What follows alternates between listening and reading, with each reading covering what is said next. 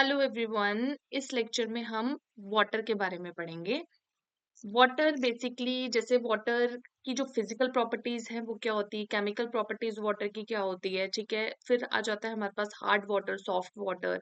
फिर हार्डनेस के बारे में हम पढ़ेंगे। वाटर की हार्डनेस हमारे पास टेम्पररी होती है, परमानेंट होती है। और हार्डनेस हम कौन कौन से मेथड्स है जिनसे रिमूव कर सकते हैं। तो सबसे पहले तो आप लिखेंगे वाटर। वाटर H2O, ठीक है, वाटर। इसकी पहले हम सबसे पहले फिजिकल प्रॉपर्टीज पढ़ते हैं, ठीक है। Physical properties of physical properties of water, ठीक है। सबसे फर्स्ट हमारे पास देखो क्या है। जो प्योर वाटर होता है, ये आपको पता ही है, प्योर वाटर जो होता है ये कैसा होता है हमारे पास, कलरलेस होता है। प्योर वाटर इज कलरलेस, ठीक है। जो प्योर वाटर होता है वो कलरलेस होता है। ऑर्डरलेस होता है। ऑर्डर ऑर्डर होता है बेसिकली स्मेल, ठीक है। तो इसकी कोई स्मेल भी नहीं होती है, ऑर्डरलेस होता है। एंड हमारे पास कैसा होता है, ये टेस्टलेस होता है, ठीक है, टेस्टलेस। All right. उसके बाद सेकेंड थिंग इज कि जो वाटर होता है ये रूम टेम्परेचर पे कैसे प्रेजेंट होता है, लिक्विड स्टेट में। तो यही पॉइंट आप लिखेंगे। Water is present in the liquid state at room temperature. All right. Room temperature पे हमें लिक्विड स्टेट में मिलता है वाटर, ठीक है। थर्ड है आपके पास कि वाटर बॉइल्स एट कितने टेम्परेचर पे बॉयल होता है वाटर। जो वाटर है, water boils at 100 degree Celsius, ठीक है। 100 डिग्री सेल्सियस पे होता है हमारे पास boil. And changes the gaseous state whereas it freezes at, ठीक है। क्या होता है हमारे पास, वाटर जो होता है वो 100 डिग्री सेल्सियस के ऊपर क्या हो जाता है, बॉयल हो जाता है। और क्या किस में चेंज हो जाता है, वेपर्स में। And changes to vapour phase, ठीक है। वेपर फेज में लिक्विड से वेपर में कन्वर्ट हो जाता है, ठीक है। एंड इट फ्रीजेस एट कितने टेम्परेचर पे फ्रीज होता है, and it freezes at 0 degree Celsius, ठीक है। उसका नेक्स्ट पॉइंट लिखेंगे आप। अब ये काफी इंपॉर्टेंट है, ठीक है। The existence of hydrogen bonding, इससे पहले लिखेंगे water molecules undergo. Water molecules पहले समझना पड़ेगा ना इसको। Water molecules undergo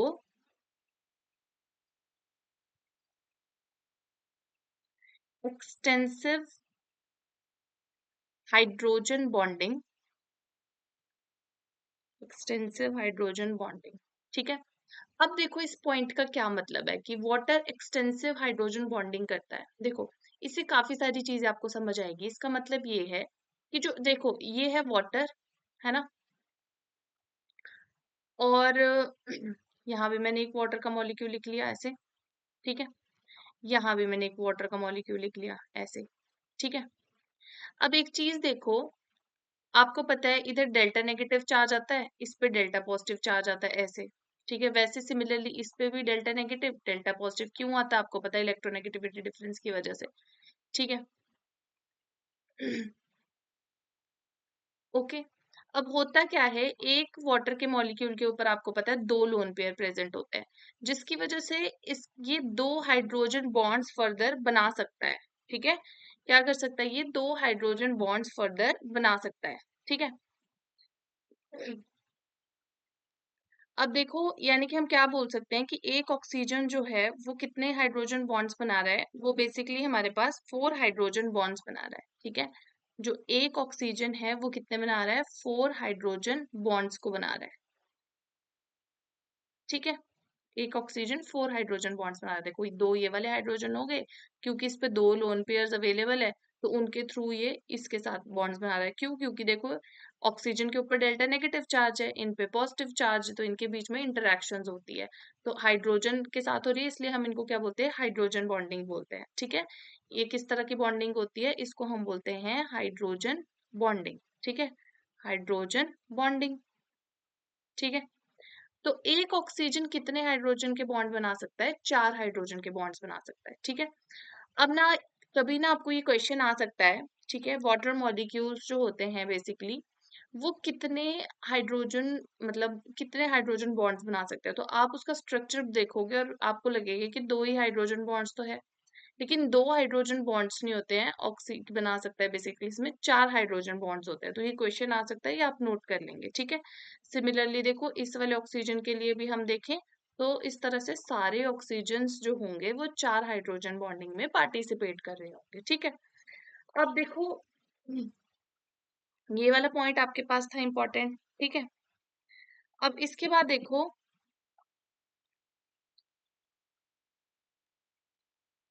next point क्या है, नेक्स्ट पॉइंट देखो क्या है, the existence of hydrogen bonding is responsible, the existence of hydrogen bonding is responsible for high freezing point, for high freezing point। ठीक है, इसी की वजह से जो इसका फ्रीजिंग पॉइंट होता है वो भी हाई हो जाता है। ठीक है, ओके, और यही रीजन है इसका जो बॉइलिंग पॉइंट होता है वो भी हाई होता है, हाई बॉइलिंग पॉइंट। ठीक है, यही रीजन होता है हाई बॉइलिंग पॉइंट का, और यही रीजन होता है कि इसकी हाई हमारे पास क्या होती है, हाई वैल्यू होती है स्पेसिफिक हीट की।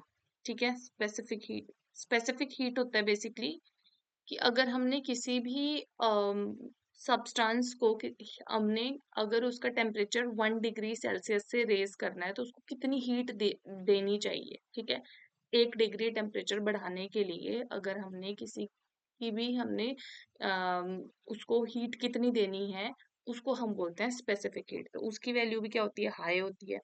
वैसे ही इसकी हाई जो लेटेंट हीट ऑफ फ्यूजन होता है। ठीक है, इसको तोड़ना भी मतलब हाई होता है। ठीक है, high latent heat of fusion होता है। ठीक है, और सिमिलरली इसका जो हाई हीट ऑफ वेपराइजेशन भी होता है, high latent heat of vaporisation यहाँ पे लिखेंगे। ठीक है, in comparison to in comparison to those of H2S and H2SC। ठीक है, क्या होता है कि जो हमारे पास हाइड्रोजन इतनी ज्यादा एक्सटेंसिव हाइड्रोजन बॉन्डिंग की वजह से अगर हम बात करते हैं इसकी H2S की और H2SC की, तो इनके कंपैरिजन में हमारे पास देखो ये क्या होता है, इसमें हाइड्रोजन बॉन्डिंग ज्यादा हो रही है वाटर में। ठीक है, अब देखो ऑक्सीजन के अगर हम ग्रुप की बात करें, ऑक्सीजन के नीचे सल्फर आता है, फिर सेलेनियम आता है। अगर हम इनके हाइड्राइड्स की बात करें तो ये H2O बनेगा। ठीक है, इसका क्या बन जाएगा, H2S बन जाएगा, इसका क्या बन जाएगा, H2SC। ये कैसे एग्जिस्ट करता है हमारे पास रूम टेम्परेचर पे, लिक्विड की तरह एग्जिस्ट करता है वाटर, है ना, और ये कैसे एग्जिस्ट करते हैं, गैस की तरह। लिक्विड में एग्जिस्ट करने का रीजन क्या होता है, क्योंकि इसमें वाटर में क्या होती है, एक्सटेंसिव हाइड्रोजन बॉन्डिंग होती है। ठीक है, जबकि ये H2S हमारे पास कैसे प्रेजेंट होती है, गैस की तरह, तो इसमें ये हाइड्रोजन बॉन्डिंग नहीं होती है। ठीक है, इसी वजह से मतलब इतनी एक्सटेंसिव हाइड्रोजन बॉन्डिंग इसमें नहीं होती, हाइड्रोजन बॉन्डिंग तो है ही है बट इतनी एक्सटेंसिव नहीं होती है, जो ये बना रहा है ना 4 बॉन्ड्स, इसी वजह से ये गैसीय स्टेट में एग्जिस्ट करते हैं, है ना। अब देखो जितने ज्यादा हाइड्रोजन बॉन्डिंग हो रही है इधर आप देखो उतने मॉलिक्यूल्स क्लोज आ रहे हैं, जितना ऑक्सीजन और हाइड्रोजन के बीच में बॉन्ड स्ट्रॉन्ग बन रहा है उतने मॉलिक्यूल्स क्लोज है, क्लोज मॉलिक्यूल्स मतलब कि वो लिक्विड स्टेट में एग्जिस्ट करेंगे। ठीक है, उसके बाद देखो नेक्स्ट पॉइंट क्या है, the high heat of vaporisation and heat capacity are responsible for moderation of the climate and body temperature of the living being, ये भी आप लिख सकते हो। ठीक है,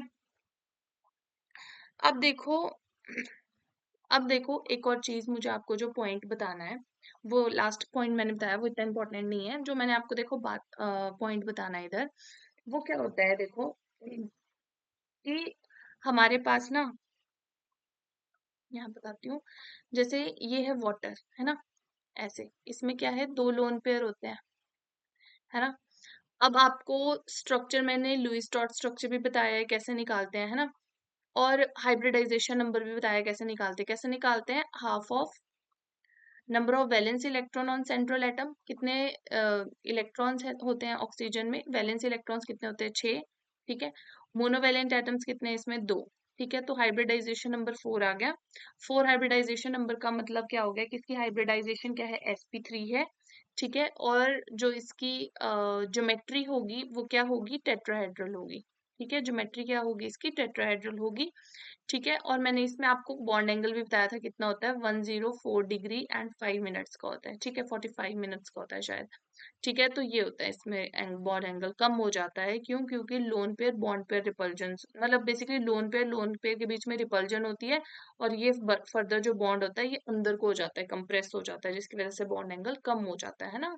नहीं तो टेट्राहेड्रल बॉन्ड एंगल कितना होता है, 109 डिग्री के आसपास होता है, और यहाँ पे 104 डिग्री हो जाता है, कम हो जाता है एंगल, ठीक है। और रीजन क्या है, लोन पेयर रिपल्जन्स काफी ज्यादा होती हैं, ठीक है। अब मैंने आपको क्या बोला था कि जब आप शेप निकालते हो तो जब भी आप शेप निकालोगे तो आप क्या करोगे, शेप में आपके पास क्या होगा कि आप लोन पेयर्स नहीं देखोगे। तो इसकी शेप कैसे होती थी, बेंट शेप होती थी, है ना। मैंने आपको डिटेल में ये चैप्टर केमिकल बॉन्डिंग में सब कुछ करवा के रखा है, ठीक है। और यहाँ से 4 हाइब्रिडाइजेशन का मतलब क्या होता है, 2 इसमें मतलब जैसे बॉन्ड पेयर्स हैं, है ना, हाइड्रोजन के साथ बॉन्ड्स बने, यानी कि 2 लोन पेयर होंगे, ठीक है। तो लोन पेयर हमने इस तरह से इसके ऊपर 2 लोन पेयर बना दिए थे, ठीक है। तो ये था इसके अबाउट दिस इट्स स्ट्रक्चर, ठीक है। उसके बाद देखो क्या है कि बात करें अगर हम जैसे आइस की, किसकी, आइस की, आइस में बेसिकली होता क्या है, ठीक है, ध्यान से समझना इसको। आइस में देखो क्या होता है, ये वाटर है, ठीक है, ये दूसरा हमारे पास वाटर का मॉलिक्यूल है, ठीक है, ये हमारे पास नेक्स्ट हो गया वाटर का मॉलिक्यूल, ठीक है, और एक ये हो गया, ठीक है। हमें पता है कि ये एक्सटेंसिव हाइड्रोजन बॉन्डिंग शो करता है, जो हमारे पास वाटर है ना। तो यहाँ पे क्या हो जाएगी, हाइड्रोजन बॉन्डिंग हो जाएगी ऐसे, है ना। हाइड्रोजन बॉन्डिंग होगी तो ये देखो यहाँ पे ना ऐसे जगह बीच में खाली है, ठीक है। इसको हम क्या बोलते हैं, इसको हम बोलते हैं cage like structure, cage like structure, ठीक है। और जो ये केज लाइक स्ट्रक्चर होता है, और इसका मतलब क्या होता है कि इस तरह से केज सी बन जाती है, और बीच में कैसा है, ये एम्प्टी स्पेस है यहाँ पे, ठीक है। और ये अब हुआ क्या कि यहाँ पे जगह बढ़ गया, स्पेस बढ़ गया, ठीक है। स्पेस बढ़ने का मतलब क्या होता है, वॉल्यूम बढ़ना, क्योंकि वॉल्यूम क्या होता है, बेसिकली कितना स्पेस किसी ने ऑक्यूपाई किया है वही वॉल्यूम होता है ना। तो यहाँ पे क्या हो गया, हाइड्रोजन बॉन्डिंग की वजह से यहाँ पे एम्प्टी स्पेस जैसे अंदर है काफी बढ़ गया, जिसकी वजह से यहाँ पे वॉल्यूम बढ़ गई। तो देखो अब डेंसिटी का फॉर्मूला क्या होता है, डेंसिटी का फॉर्मूला होता है हमारे पास मास बाय वॉल्यूम, है ना, मास बाय वॉल्यूम। अगर हम बात करते हैं आइस की, तो आइस में क्या होता है, आइस में वॉल्यूम जो होता है वो बढ़ जाता है, ठीक है, यानी कि डेंसिटी क्या हो जाएगी, कम हो जाएगी, तो वॉल्यूम बढ़ जाएगा और जो डेंसिटी होगी वो कम हो जाएगी, ठीक है। इस यही रीजन होता है, दिस इज द रीजन जो आइस होती है that floats on water, that floats on water, ठीक है, फ्लोट्स ऑन वाटर, ठीक है। अगर हम बात करते हैं वाटर में, तो वाटर में हमने देखा था इस तरह से मॉलिक्यूल्स आपस में जुड़े हुए हैं, ठीक है। लेकिन अगर हम बात करें किसकी, आइस की, तो आइस का कुछ ऐसा सा स्ट्रक्चर होता है, ठीक है। तो इधर क्या हो जाता है, इधर स्पेस बढ़ जाता है यानी वॉल्यूम बढ़ जाता है, और डेंसिटी कम हो जाती है, और इसी का यही रीजन होता है कि जो आइस है, क्योंकि उसकी डेंसिटी कम है, इसी वजह से वो पानी में ऊपर आ जाती है और फ्लोट करती है, ठीक है। एक क्वेश्चन तो आपको ये भी बन सकता है, ठीक है।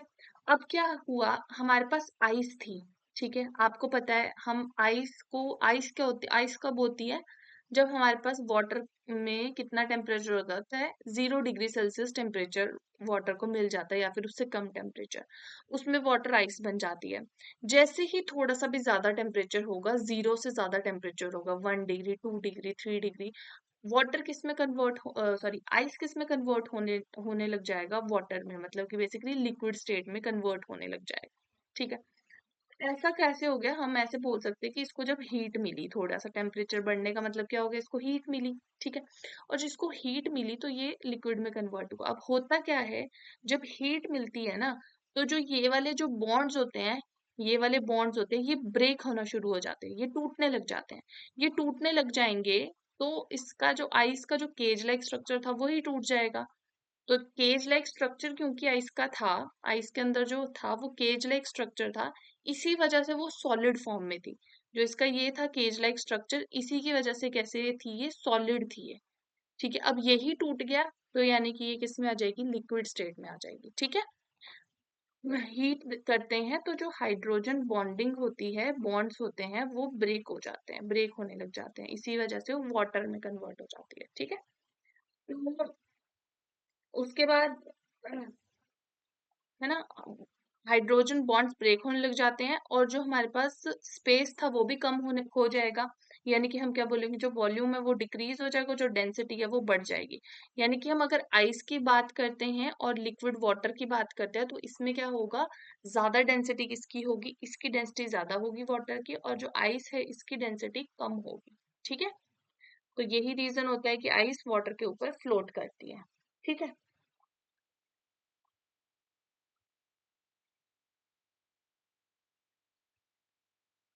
ओके, इसके बाद देखो हमारे पास जो वाटर होता है ना, वाटर कैसे नेचर का होता है। जो वाटर होता है, ऐसे पॉइंट बना लो, लिख लो कि जो वाटर होता है ये एम्फोटेरिक नेचर का होता है, ठीक है। एम्फोटेरिक नेचर का होता है। एम्फोटेरिक का मतलब क्या होता है, एम्फोटेरिक का मतलब होता है कि एसिड की तरह भी बिहेव करेगा और बेस की तरह भी बिहेव करेगा। जैसे कि वाटर के अंदर अगर हमने एसिड डाल दिया, HCl एसिड डाल दिया, ठीक है, क्या है ये, एक एसिड है। अगर हमने इसके अंदर एसिड डाल दिया तो हमारे पास क्या बन जाएगा यहाँ पे, ये कैसे काम करेगा, ये H प्लस लूज कर देगा, ठीक है। H प्लस लूज कर देगा और वाटर H प्लस एक्सेप्ट कर देगा, ठीक है। ब्रॉन्स्टेड लॉरी कॉन्सेप्ट होता है ये एसिडिटी बेसिसिटी का। एसिडिटी और बेसिसिटी के ऊपर मैं एक वीडियो आपको बना दूंगी, अपलोड कर दूंगी, आपके सारे कॉन्सेप्ट्स वहां से क्लियर हो जाएंगे, ठीक है। तो क्या बन जाएगा, यहाँ पे बन जाएगा ये H3O प्लस और Cl माइनस, ठीक है। तो ये हमारे पास क्या हो गया, ये H प्लस लूज कर रहा है तो एसिड हो गया, ये H प्लस एक्सेप्ट कर रहा है इसलिए ये बेस हो गया, ठीक है। कॉन्जुगेट एसिड बेस पेयर वाला है, उसमें समझा दूंगी मैं आपको, ठीक है। उसके बाद देखो क्या है, H2O प्लस, अगर हमने इसमें बेस डाला अमोनिया, ठीक है, क्या है ये, हमारे पास बेस है, ठीक है। और ये क्या बन गया आपकी बार, एसिड। अगर ये एसिड है तो ये H प्लस लूज कर देगा, क्या बच जाएगा इधर OH माइनस, इसने H प्लस ले लिया तो ये क्या बन जाएगा, NH4 प्लस, क्योंकि इसने ले लिया। उसमें बताऊंगी, अभी ऐसे कर लो, नोट कर लो, ठीक है। दूसरी बात आती है कि जो हमारे पास वाटर है ये ऑक्सीडाइजिंग ऑक्सीडाइजिंग और रिड्यूसिंग एजेंट की तरह काम करता है। रिड्यूसिंग एजेंट दोनों की तरह काम करता है, एसिडिक और बेसिक नेचर भी शो करता है और reducing agent and oxidising agent की तरह भी काम करता है, ठीक है। कैसे, देखो, अगर हम H2O और सोडियम, ऐसे हमने इनकी रिएक्शन करवा दी, क्या बन जाएगा यहाँ पे, 2NaOH, ठीक है, और साथ में H2, ठीक है, गैस। देखो हुआ क्या कि यहाँ पे देखो, इसको 2 कर लेते हैं, ठीक है, अब इसको भी 2 कर लेते हैं, हो गया बैलेंस। देखो हम ऐसे समझ सकते हैं, देखो यहाँ पे सोडियम की ऑक्सीडेशन स्टेट 0 थी, इधर निकालो OH-1 होता है, यानी कि सोडियम पे +1 चार्ज है, ठीक है। तो यहाँ पे सोडियम की क्या हो रही है, ऑक्सीडेशन हो रही है, ठीक है, ऑक्सीडेशन हो रही है। अगर हमारे पास जो वाटर है, यहाँ पे क्या हो जाएगा, वो हमारे पास हो जाएगा ऑक्सीडाइजिंग एजेंट, ठीक है, ऑक्सीडाइजिंग एजेंट, ठीक है। ऑक्सीडाइजिंग एजेंट क्या होता है, जो दूसरे के ऑक्सीडेशन करवाता है, या फिर हम इसको क्या बोलेंगे, ऑक्सीडेंट भी बोलते हैं। जो ऑक्सीडाइजिंग एजेंट्स होते हैं उनको हम ऑक्सीडेंट भी बोलते हैं, तो यहाँ पे ये एज ऑक्सीडेंट काम कर रहा है, ठीक है। दूसरा आ जाता है हमारे पास कि दूसरा आ जाता है रिड्यूसिंग एजेंट का एग्जाम्पल करना हो, जैसे कि वाटर है, ठीक है, इसको हमने डाला F2 में, ठीक है, क्या बन जाएगा, HF प्लस O2, ठीक है, क्या बन गया, HF प्लस O2, ठीक है, और 2, और इधर बन गया 4 और 2, ठीक है, बैलेंस हो गया। अब देखो यहाँ पे क्या हो रहा है, यहाँ पे अगर हम देखें F2 एलिमेंटल फॉर्म में, यानी कि उसकी ऑक्सीडेशन स्टेट 0, यहाँ पे कितनी होगी ऑक्सीडेशन स्टेट इसकी -1, ठीक है। यानी कि इसकी क्या हो रही है, रिडक्शन हो रही है। क्यों? क्योंकि इसकी क्या हो रही है, ऑक्सीडेशन स्टेट हमारे पास डिक्रीज हो रही है ना। तो ये क्या है, इसमें हो रही है रिडक्शन, इसमें इलेक्ट्रॉन गेन हुए हैं, ठीक है।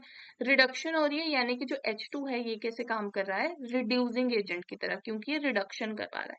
तो अब की बार ये कैसे काम कर रहा है, रिड्यूसिंग एजेंट की तरह, ठीक है। तो बेसिकली वाटर जो है वो कैसे काम करता है, ऑक्सीडाइजिंग रिड्यूसिंग दोनों एजेंट्स की तरह काम करता है, ठीक है। अच्छा, एक और चीज है, हमारे पास क्या होता है, हाइड्रेट्स फॉर्मेशन।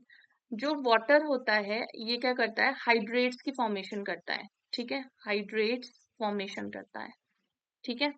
कैसे करेगा हाइड्रेट फॉर्मेशन, देखो जैसे कि हमारे पास है सपोज ये क्रोमियम H2O6, ठीक है, एंड Cl3, ठीक है। ये हमारे पास एक कोऑर्डिनेशन कॉम्प्लेक्स है। आपको पता है कि हमारे पास क्रोमियम है, मेटल है, ट्रांजिशन मेटल है, इनके पास वेकेंट ऑर्बिटल्स होते हैं। और यहाँ पे वाटर क्या कर रहा है, यहाँ पे वाटर लिगेंड की तरह काम कर रहा है, ठीक है। तो इसी को हम क्या बोलेंगे, इस तरह का कॉम्प्लेक्स होगा, इनको हम बोलेंगे हाइड्रेट्स। तो इस तरह से हाइड्रेट फॉर्मेशन करता है वाटर, ठीक है। एक तो ये हो गया। दूसरा हमारे पास कैसा होता है, देखो इससे क्वेश्चन भी आ सकता है आपको, CuSO4.5H2O, ठीक है। अब देखो ये ऐसे नहीं एग्जिस्ट करता है, ये कैसे होता है बेसिकली, CuH2O4 SO4.H2O, ऐसे ऐसे एग्जिस्ट करता है ये। अब इधर क्या है, इधर जो 4 H2O है ना, ये 4 H2O है, ये लिगेंड्स की तरह बिहेव कर रहे हैं। कैसे बिहेव कर रहे हैं, लिगेंड्स की तरह, ठीक है। ये तो कोऑर्डिनेशन स्फीयर है, आपको पता है। और जो SO4 है ये इसका काउंटर आयन है, ठीक है। कोऑर्डिनेशन स्फीयर पे कितना चार्ज होगा, देखो +2 हो गया, SO4 पे आपको पता है -2 है, ठीक है। तो ये क्या हो गया आपके पास, बेसिकली ये काउंटर आयन हो गया SO4। और इस काउंटर आयन के साथ ये वाला H2O अटैच है, ठीक है। कैसे अटैच है, थ्रू हाइड्रोजन बॉन्डिंग। देखो इस सल्फेट के पास क्या है, ऑक्सीजन है ऐसे, ठीक है, ऑक्सीजन है सल्फेट के साथ लगा हुआ। तो इसके साथ क्या कर सकता है वाटर, हाइड्रोजन बॉन्डिंग कर सकता है ऐसे, ठीक है, ऐसे। तो कैसे जुड़ा है बेसिकली सल्फेट के साथ, थ्रू हाइड्रोजन बॉन्डिंग, ठीक है, थ्रू हाइड्रोजन बॉन्डिंग, ऑलराइट। तो आपने ध्यान रखना है। और इसका नाम क्या होता है, इसका नाम होता है ब्लू विट्रॉल, ठीक है। इसका नाम होता है ब्लू विट्रॉल, ठीक है। तो ये आपने ध्यान रखना है। उसके अलावा देखो हमारे पास एक और होता है ऐसा ही कंपाउंड BaCl2, बेरियम क्लोराइड, और उसमें 2H2 होता है। इसमें ये 2H2 कहाँ है, देखो जो बेरियम क्लोराइड का क्रिस्टल स्ट्रक्चर होता है उसके अंदर स्पेस होता है, उस स्पेस के अंदर ये वाटर मॉलिक्यूल्स होते हैं, ठीक है। तो ये ध्यान रखना है, ये इंपॉर्टेंट है। उसके बाद अब पढ़ते हैं हम hardness and softness of water, ठीक है।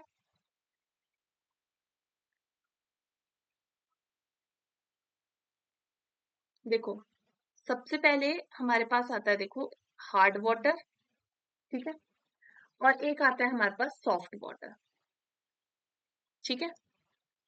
हार्ड वाटर आता है and soft water, and soft water, ठीक है। अब देखो हार्ड वाटर क्या होता है, बेसिकली हार्ड वाटर होता है जो कि पानी में, जैसे अगर हार्ड वाटर है, हार्ड वाटर में ना झाग नहीं बनता, और जो सॉफ्ट वाटर है उसमें झाग बन जाता है। जैसे कि हमने कुछ भी डिटर्जेंट या सोप है वो हार्ड वाटर के अंदर डाला तो हार्ड वाटर में झाग नहीं बनेगा, और जो सॉफ्ट वाटर है उसमें झाग बन जाता है, ठीक है। तो क्या लिखोगे आप कि जो हार्ड वाटर होता है, ठीक है, hard water which doesn't produce lather with soap, which doesn't produce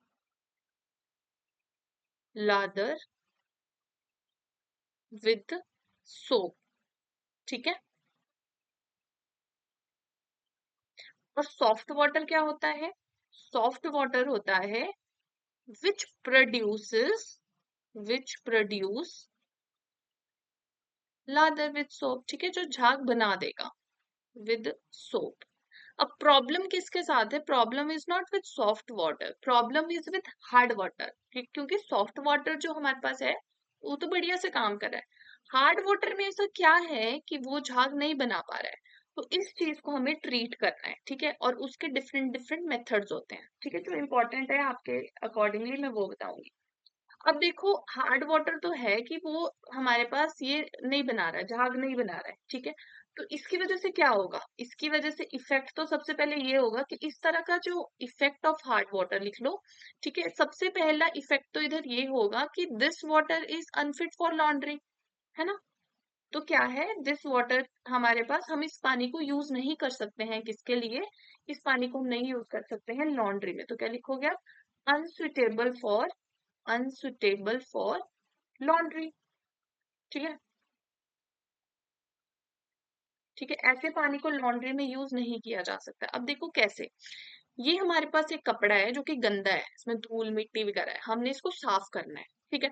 हम इस पे क्या लगाएंगे? सोप अप्लाई करेंगे, ठीक है। जो सोप होता है ना, सोप, उसका फॉर्मूला क्या होता है? उसका फॉर्मूला होता है RCOO, ऐसे बड़ी सी का, आर का मतलब कि बड़ी सी एक कार्बन चेन होती है, ठीक है, RCOO नेगेटिव Na+, ये होता है सोप, ठीक है। आपको पता ही है, माइसिल फॉर्मेशन वगैरह आपने पढ़ी होगी उसमें, सरफेस केमिस्ट्री में पढ़ी होगी, ठीक है। तो उसमें देखो क्या होता था कि जो डस्ट है, ठीक है, डस्ट के पार्टिकल को ये सोप जाता है, ये डस्ट के पार्टिकल के साथ या फिर जो ऑयल पार्टिकल होता है उसके साथ ये एक माइसिल फॉर्मेशन करता है और बाहर निकाल देता है, झाग के साथ पूरा गंद बाहर निकल जाता है, ऐसा होता है।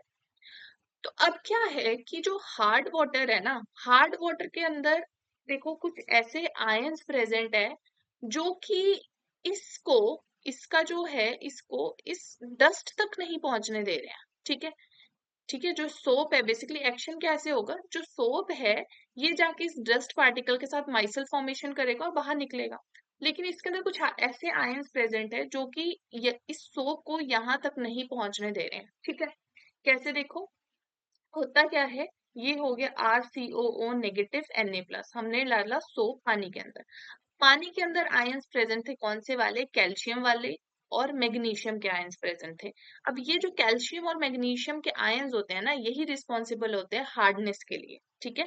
ये बेसिकली, ये आयंस जो होते हैं, ions, these ions are responsible for, responsible for hardness of water, for hardness of water, ठीक है, हार्डनेस ऑफ वाटर, ठीक है। इन आयंस की वजह से सारा काम खराब हो रहा है, ठीक है। तो होता क्या है, ये आयंस क्या करते हैं, ये जैसे ही हमने सोप लगाया, ठीक है, वैसे ही ये आयन जाएंगे और फटाफट से इसके साथ जुड़ जाएंगे, क्या बना देंगे?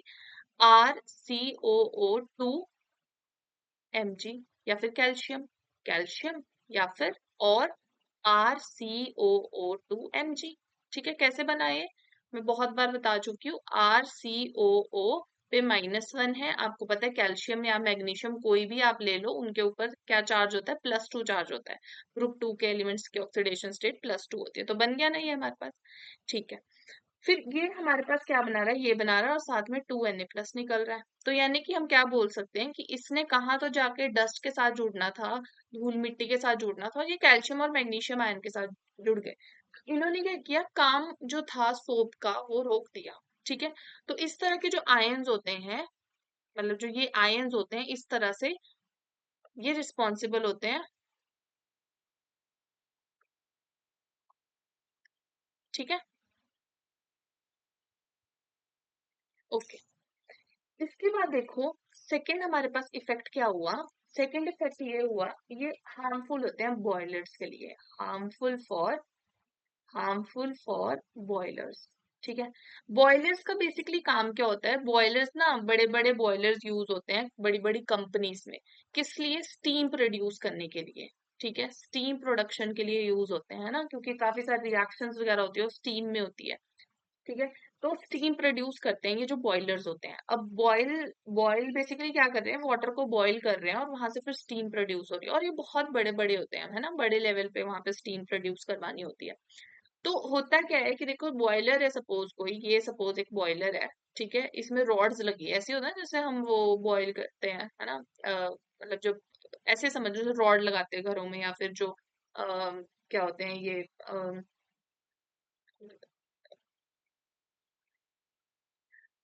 और किससे हम वाटर को बॉईल करते हैं,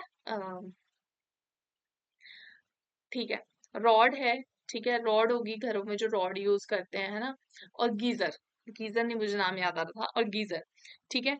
अब देखो जो ये गीजर्स होते हैं, और जो गीजर्स में भी बेसिकली रॉड्स ही होती हैं, है ना, और ये हमारे पास ये होते हैं रॉड्स होती हैं, आपने रॉड में देखा होगा रॉड ज्यादा दिखता है ना, तो उसमें वाइट वाइट कलर का कुछ जम जाता है, तो वैसे ही बॉयलर्स के अंदर हो जाता है कि जो बॉयलर्स के अंदर ये रॉड्स होती है, इनके ऊपर ये जो ये कैल्शियम मैग्नीशियम के जो सॉल्ट्स होते हैं इसके आसपास चिपक जाते हैं, जिसकी वजह से इनकी जो एफिशिएंसी होती है वो डिक्रीज हो जाती है। ऐसा ही होता है जैसे न्यू रॉड होती है, फटाफट से पानी गर्म हो जाता है उससे, लेकिन उसके ऊपर व्हाइट व्हाइट सा कुछ जम जाता है, जिसकी वजह से फिर वो धीरे धीरे पानी गर्म करती है। तो सेम चीज बॉयलर्स में भी होती है, तो आप इसको लिख लेंगे, मैं डिक्टेट कर रही हूँ, आप वीडियो को पॉज करके या कुछ भी थोड़ा थोड़ा करके लिख लेना। Water is used in producing steam when hard water is used for production of steam in boilers. It reduces the efficiency of boilers as lot of decomposition of salts in the form of sea take place within the boilers। ठीक है, कि जो boilers होते हैं उनके ऊपर ऐसे salts, काफी सॉल्ट्स की परत ऐसे जम जाती है, जिसकी वजह से इनकी जो एफिशिएंसी होती है वो डिक्रीज हो जाती है। ठीक है, ओके, ये हो गए इसके इफेक्ट्स जो हमने देख लिए। अब हमें, हमारा काम है कि हमने ना इस हार्डनेस को रिमूव करना है। ठीक है, हमने इस हार्डनेस को क्या करना है, रिमूव करना है। तो हम कैसे रिमूव करेंगे, तो देखो सबसे पहले हमारे पास क्या है, जो हार्डनेस होती है वो दो टाइप की होती है, टाइप्स ऑफ हार्डनेस। ठीक है, जो हार्डनेस होती है ये दो तरह की होती है, कैसी, पता ही होगा आप लोगों को। एक होती है टेम्पररी हार्डनेस, टेम्पररी हार्डनेस, ठीक है, हार्डनेस, और एक होती है आपके पास कैसी, परमानेंट हार्डनेस। ठीक है, परमानेंट हार्डनेस, ठीक है। तो अब हमने, देखो क्या डिफरेंस होता है, सबसे पहले तो ये बड़ा इंपॉर्टेंट है। देखो जो टेम्पररी हार्डनेस होती है, टेम्पोररी हार्डनेस, ठीक है, टेम्पररी हार्डनेस में मैं आपको ये तो पता चल गया आयंस कौन से हैं, कैल्शियम और मैग्नीशियम के। तो टेम्पररी हार्डनेस में बेसिकली क्या होता है, due to bicarbonates, bicarbonates, bicarbonates क्या होता है, HCO3, ये होते हैं बाइकार्बोनेट्स, ठीक है, HCO3 माइनस, ठीक है, bicarbonates of calcium and magnesium. ठीक है, जो टेम्पररी हार्डनेस होती है वो किस वजह से होती है, ये होती है bicarbonate, calcium bicarbonate and magnesium bicarbonate की वजह से। ठीक है, कि हमारे पास क्या होता है, ऐसा वाटर जिसके अंदर क्या प्रेजेंट होता है, calcium bicarbonate and magnesium bicarbonate, उसमें जो हार्डनेस होगी वो कौन सी वाली होगी, वो टेम्पररी हार्डनेस होगी। ठीक है, टेम्पररी क्यों बोला जाता है, क्योंकि हम इनको बहुत इजी मेथड्स होते हैं, सिंपली बॉइलिंग या फिर उसके अंदर चूना डाल देते हैं जैसे, है ना, उन सब से रिमूव हो जाती है। लेकिन अगर हम बात करते हैं परमानेंट हार्डनेस की, तो परमानेंट हार्डनेस के लिए तो हमें कोई प्रॉपर रिएजेंट चाहिए होगा परमानेंट हार्डनेस को रिमूव करने के लिए। ठीक है, तो बेसिकली क्या हो गया हमारे पास, ये कैल्शियम बाइकार्बोनेट, क्या फॉर्मूला बनेगा, फटाफट बना के देख लेना, कैल्शियम बाइकार्बोनेट। ठीक है, कैल्शियम पे +2 चार्ज है, आपको पता है, इस पे इतना ऑक्सीडेशन स्टेट होती है, और इस पे -1, क्या बन जाएगी, CaHCO3 2। ठीक है, और दूसरा क्या बन जाएगा, मैग्नीशियम बाइकार्बोनेट HCO3 2। ठीक है, ये होगी हमारे पास। ठीक है, सेकंड आती है आपके पास, देखो क्या, परमानेंट हार्डनेस। ठीक है, परमानेंट हार्डनेस, जो परमानेंट हार्डनेस होती है ये किस वजह से होती है, due to presence of presence of calcium and magnesium chlorides and sulfates। ठीक है, मतलब कि कैल्शियम क्लोराइड या फिर मैग्नीशियम क्लोराइड, ठीक है, या फिर कैल्शियम सल्फेट या फिर मैग्नीशियम सल्फेट की प्रेजेंस की वजह से है, कैल्शियम क्लोराइड की वजह से या फिर मैग्नीशियम क्लोराइड की वजह से, ठीक है, या फिर कैल्शियम सल्फेट की वजह से और मैग्नीशियम सल्फेट की वजह से, ठीक है, इनकी वजह से होती है परमानेंट हार्डनेस, ठीक है। उसके बाद देखो, अब इस हार्डनेस को सॉफ्ट कैसे बनाए करें, तो उसके लिए हमारे पास क्या है, softening of water, softening of hard water, basically hard water. तो इसके क्या मेथड होते हैं, ठीक है, क्या समझा हमने कि वाटर हमारे पास दो तरह का हो गया, soft water and hard water, ठीक है। हार्ड वाटर में प्रॉब्लम है, तो वो हार्डनेस दो तरह की हो सकती है, टेम्पररी या फिर परमानेंट, ठीक है। तो अब हमने हार्ड वाटर को देखना है कि उसको हम सॉफ्ट कैसे करेंगे, ठीक है। तो सबसे पहले तो हम क्या करेंगे, रिमूवल ऑफ टेम्पररी हार्डनेस करेंगे, फिर परमानेंट हार्डनेस की रिमूवल करेंगे, टेम्पररी हार्डनेस, ठीक है, रिमूवल ऑफ टेम्पररी हार्डनेस। कैसे रिमूव करेंगे इसको, देखो सबसे पहले आता है बाय बॉइलिंग, ठीक है। बॉइलिंग करते हैं तो क्या होता है, जैसे कि आपके पास टेम्पररी हार्डनेस किसकी वजह से, जैसे कि मैग्नीशियम बाइकार्बोनेट की वजह से, ठीक है। हमने इसको बॉईल किया, मतलब कि हीट कर दिया, तो ये किस में कन्वर्ट हो जाता है, मैग्नीशियम कार्बोनेट में, ठीक है, या फिर कैल्शियम कार्बोनेट में, ठीक है। और साथ में हमारे पास वाटर और CO2 गैस इसमें इवॉल्व हो जाती है, ठीक है। अब बोलोगे मैग्नीशियम कार्बोनेट भी तो बन गया, लेकिन ये क्या होता है, ये इसके प्रेसिपिटेट बन जाते हैं, वो पानी में नीचे जाके बैठ जाते हैं, ठीक है। तो मिल गया हमें वाटर, गैस तो इवॉल्व हो जाएगी। देखो ये वाला साइन किस लिए होता है कि कुछ अंदर नीचे बैठ गया है बीकर में, जैसे बीकर में नहीं, मतलब जैसे बकेट में हो गया, फिर कहीं भी है ना, तो वो नीचे जो चीज सेटल डाउन हो गई है, बेसिकली इसके लिए ये वाला साइन होता है। जो बाहर निकल जाती है वो गैसेज ही होती है, उनके लिए ये साइन होता है, ठीक है। उसके बाद है कैल्शियम बाइकार्बोनेट, तो कैल्शियम बाइकार्बोनेट को भी आप हीट करोगे तो क्या बन जाएगा, कैल्शियम कार्बोनेट CO3, वो भी क्या हो जाएगा, नीचे PPT बन जाएंगे, उसके सेटल डाउन हो जाएगा वो, ठीक है, प्रेसिपिटेट बन जाएंगे, और हमारे पास क्या मिल जाएगा, हमें अपना सॉफ्ट वाटर, ठीक है। ये तो हो गया बॉइलिंग। सेकेंड मेथड इसमें आता है, इसको हम बोलते हैं क्लार्क्स मेथड, ठीक है। क्लार्क्स मेथड काफी लोगों ने देखा भी होगा, किया भी होगा। ये होता है जब हम, होता नहीं है जैसे मतलब गांव में जैसे साफ करते हैं, कोई भी ऐसा सोर्स होता है पानी के लिए, जैसे सोर्स स्पेशली जो वो होते हैं, बावड़ियां वगैरह होती है, तो उनके अंदर चूना डाल देते हैं ताकि पानी साफ हो जाए, तो वो टेम्पररी हार्डनेस को रिमूव करने के लिए डालते हैं, ठीक है। कि देखो चूना होता है ना, उसको हम क्विक लाइम बोलते हैं, और जब हम उसके अंदर पानी डाल देते हैं तो जो बनता है उसको हम सेलेक्ट लाइम बोलते हैं, है ना। तो हमारे पास क्या होता है, देखो कैल्शियम बाइकार्बोनेट, ठीक है, ये हमने रिमूव करनी है हार्डनेस, ठीक है। ये हमारे पास है कैल्शियम बाइकार्बोनेट, CaHCO3 टॉइस, ठीक है। इसके अंदर हमने क्या डाल दिया, चूने वाला पानी, मतलब ठीक है, क्या है वो, कैल्शियम हाइड्रोक्साइड, ठीक है। कैल्शियम हाइड्रोक्साइड को हम बोलते हैं, चूने वाला पानी नहीं बोलना है आपने, इसको हम बोलते हैं सेलेक्ट लाइन, ठीक है, सेलेक्ट लाइन, ठीक है। ये हमने डाल दिया, क्या बन जाएगा यहाँ पे, कैल्शियम कार्बोनेट बन जाएगा। अगेन ये क्या हो जाता है, नीचे सेटल डाउन हो जाता है, और साथ में यहाँ पे वाटर हमारे पास हमें मिल जाता है। सिमिलरली जो मैग्नीशियम बाइकार्बोनेट है वो भी ऐसे ही रिमूव हो जाएगा, ठीक है। कैसे, कैल्शियम हाइड्रोक्साइड यानी कि सेलेक्ट लाइम हमने इसके अंदर डाल दिया, यहाँ पे हमारे पास क्या बन जाएगा, 2CaCO3 प्लस मैग्नीशियम हाइड्रोक्साइड, ठीक है। ये भी, इसमें मैग्नीशियम हाइड्रोक्साइड बनेगा, ये भी नीचे सेटल डाउन हो जाएगा, और साथ में इसमें क्या बन जाएगा, हमें वाटर मिल जाएगा, ठीक है। यहाँ पे 2H2 नहीं आएगा, यहाँ पे सिर्फ H2 आएगा, ठीक है।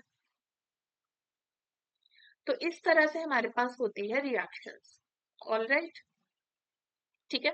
इस तरह से हम रिमूव करते हैं टेम्पररी हार्डनेस, ठीक है।